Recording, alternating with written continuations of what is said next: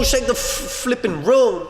Just trying out a new intro. Sorry, I know I haven't uploaded in a couple of days or whatever you call them, but I've been out. I've gone fishing. Fess up, who went fishing? Me. Guilty as charged. No, I didn't really, but I did go to the US of A for the first time in my life, and I ate barbecue, squiggled around in mud like a squealing pig. I'm also moving house, so I've been busy, okay? Hello, what? Is this the busy police? I'm under arrest! That's right, I've been busy, but I'm back now. So you can expect a video right now, the one you're watching, and a video on Sunday, most likely, if I don't fall asleep or have a sweet treat after this by accident. I have scoured the internet to find the most insane, crazy conspiracy theories your guts ever seen. And I'm going to be sharing them with you. I'm going to be sharing them with your fat ass. So let's do it. Oh, but before, the thing is, I'm really bad at promo and stuff like this. Okay, no, numero uno. Who wants frickin' merch? Sorry for my French. Yeah, well, let's just say inbound.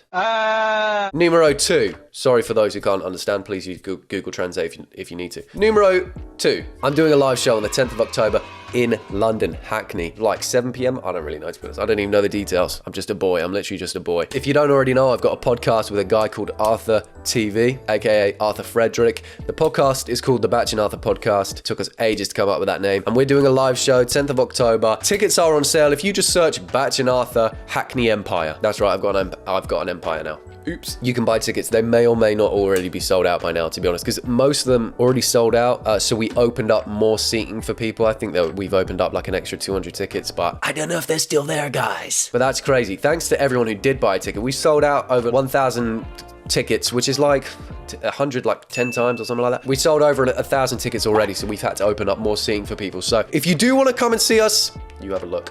Okay, and I'll see you there for a bit of fun. Even if you don't watch the podcast, just come for me. What did he say? This SpongeBob conspiracy theory is so dark, it will change the way you look at SpongeBob forever. One, what the fuck? Two, I don't look at SpongeBob anymore. I've grown up. What do you mean this is going to change the way I look at SpongeBob forever? I never see him anymore. He never fucking turns up. He never shows up or anything. I'm going to be honest. I use a loofah made of plastic on my ass. I don't use a sponge out of respect for him. What could this even be? This SpongeBob conspiracy theory is so dark. Shine a light on it then. Pearl's father is actually the whale in the jailbreak. Yeah, I'm sorry, you can't be telling me Spongebob conspiracy theory, telling me it's really dark and then just go, Pearl's father. Pearl's father. What? Pearl's what? This conspiracy theory is about Pearl's father. Oh my God. Pearl's father went to jail? Let me run that back. This SpongeBob conspiracy theory is so dark, it will change the way you look at SpongeBob forever. Pearl's father is actually the whale we see in the jailbreak episode in season 9. But Pearl's father went to jail. What for? Gunpoint robbery? At gunpoint? But he's actually in there for killing his wife, aka Pearl's mother, after he tried to flee from the... Oh, that's awful. Just when... Hang on, how the fuck do they know that? That's a lie.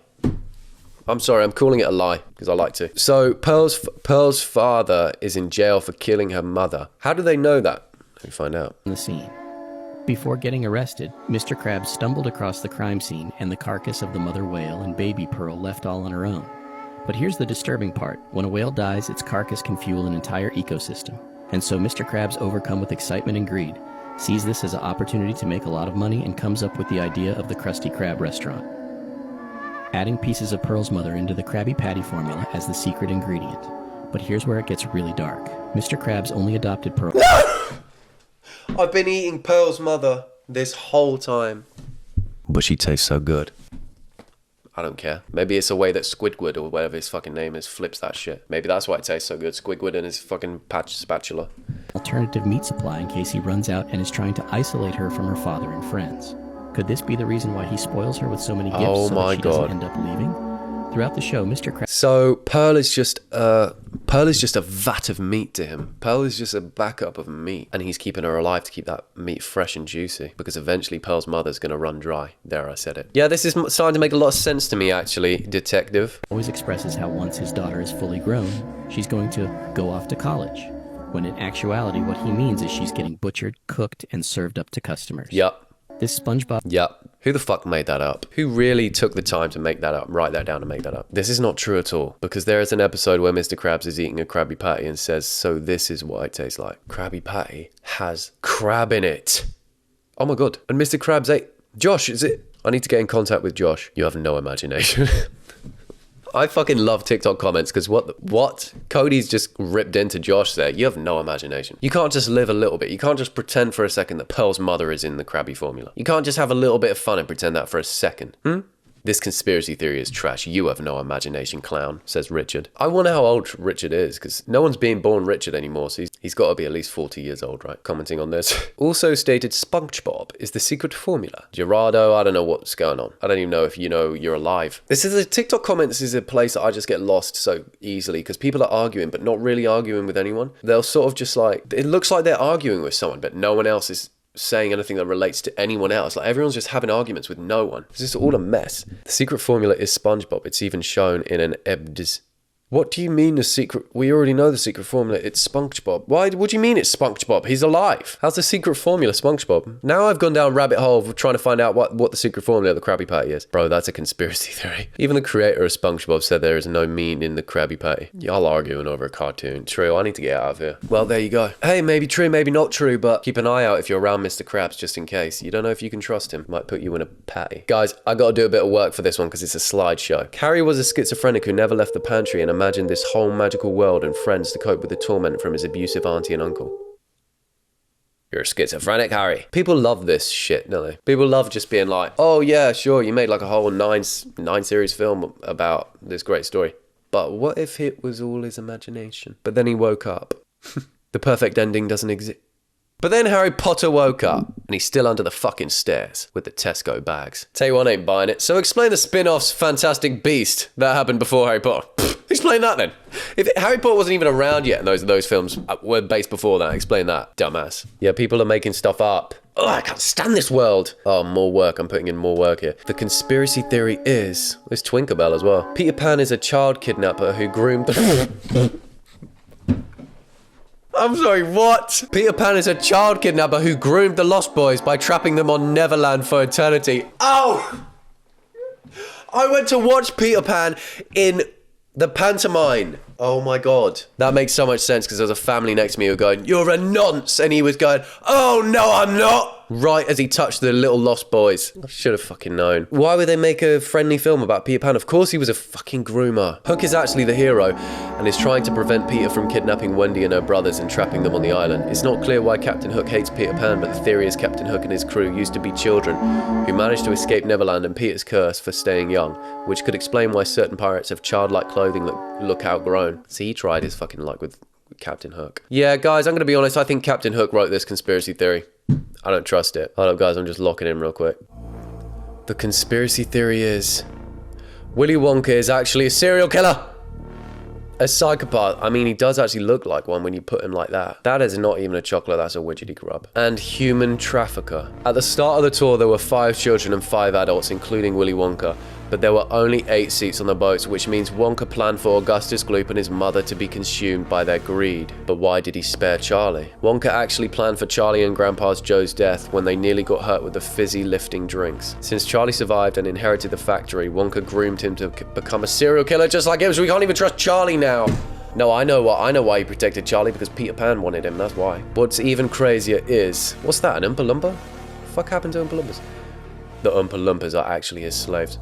Wonka found the Oompa Loompas in a poor and dangerous place, offering them work in his factory, which can be seen as exploiting them. They live and work only in the factory, cut off from the outside world. Oh my God, they're chained with cocoa beans. They work non-stop for no pay, similar to forced labor. They blindly follow Wonka's orders, showing a lack of freedom. They are also depicted as a uniform group, without individuality, highlighting their exploitation. That's kind of true. Oh, they do need to make a horror film about this, because they're running out of films. That would be cool. Nice theory, but still a theory.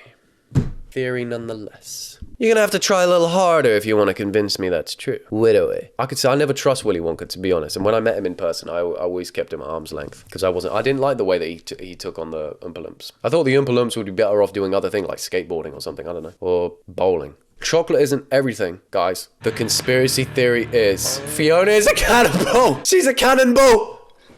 Fiona is a cannonball. Oh, cannonball. That's even worse. And she's eating a fucking knife. Why is she a cannonball? Let's find out. Let's get straight into this. During the 20 years Princess Fiona was imprisoned in the tower, she resorted to cannibalism to survive, eating the flesh of the fallen knights who came to rescue her. In one scene, we can see a huge cookbook titled Nightly Treats and a large boiling pot hidden in the background. True, when people have large boiling pots, the only reason for that is to cook handsome men. Trust me. Handsome men and potato soup. You tried it? Oh, look at this. Choice cuts, and it's just the cuts of a knight. Oh my god, this would be the worst part. Just dick and butt. Just pure dick and butt. Why is this so big? Why is this book so big? Is this a real shot from the scene, or am I tripping? Oh, the book is dragon-sized. How would Fiona turn the pages? Well, like, put your fucking back into it. That's how, like, opening up the curtains. Okay, so this is a real clip for the scene, but it is just that size. Clearly the book is for the dragon. Dragons can't read. What are dragons going to do with books? Think about it. Love this theory. I personally also love the idea of Fiona being a cannibal, but it doesn't add up. A, the book is 10 times their size, even Shrek's, who's notoriously big-boned. B, it's not really known when Fiona was put in that tower. B again, my theory is that she wasn't in the tower for that long. Why is that your theory?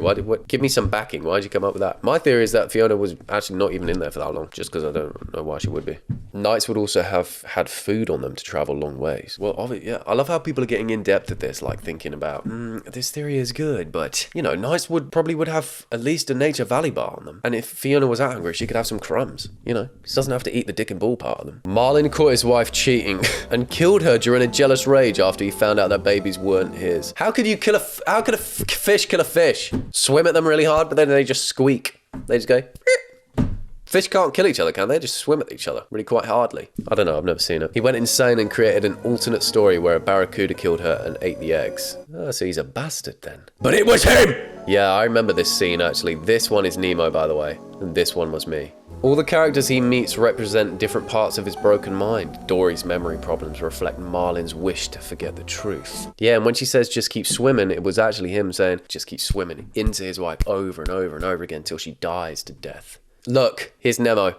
Nemo was there all along. The shark's struggle with not eating fish symbolizes his inner guilt and conflict with his suppressed cannibalistic side. Oh, so he's a cannibal as well now, huh? Are they all cannibals? Aren't fish cannibals anyway? I remember if anyone's ever fed a fish with fish food, if you read fish food, there's fish in it. They eat fish. The Tank Gang shows how trapped and limited he feels in his own mind. Finding Nemo was actually made so he could find himself again because the word Nemo actually means no one in Latin.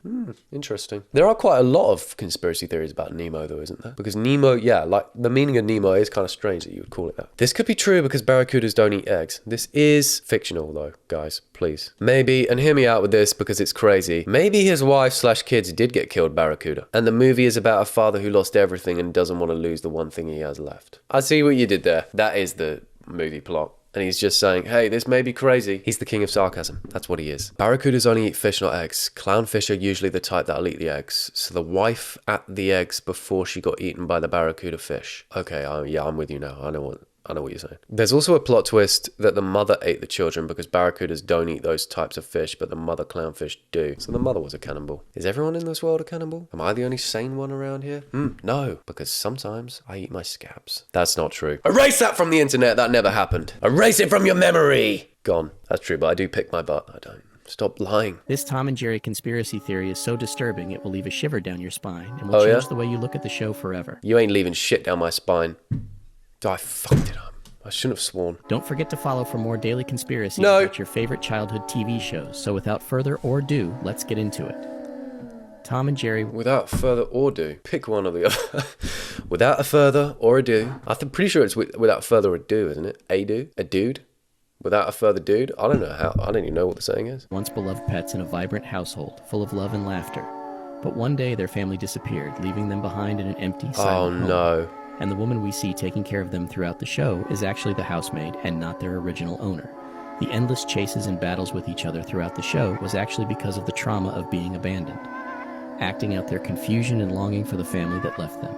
And the only way they can distract themselves from these negative emotions is by taking it out on each other. Could this be the reason why on the last episode of the show we see Tom and Jerry sitting on the train tracks ready to take their own lives? Heartbroken from the rejection of their potential partners, maybe they saw a relationship as an opportunity to help replace the love they once had with their original family. And when this tragic love story crumbled, maybe that was the tipping point for Tom and Jerry, leading them to the realization that the family that once loved them were never coming back. Oh, I'm fucking heartbroken now. Great, cheers. That one's actually sad. I used to watch Tom and Jerry so hard all the time. And that one's actually kind of sounds believable as well. Because it's not actually that far-fetched. They always, you know what, these like Disney things and shits always put in some weird fucking reason in it. Like Peter Pan will finger you if you're not careful around him, no matter your age. But Tom and Jerry were fucking lovers, but they were pretending they weren't out in the open. Soon as nightfall came, Tom crammed himself in Jerry's hole in both senses of that sentence. But yeah, I don't know what to... Yeah, you know. The truth is, I was never real. I was just a figment of your imagination. Goodbye.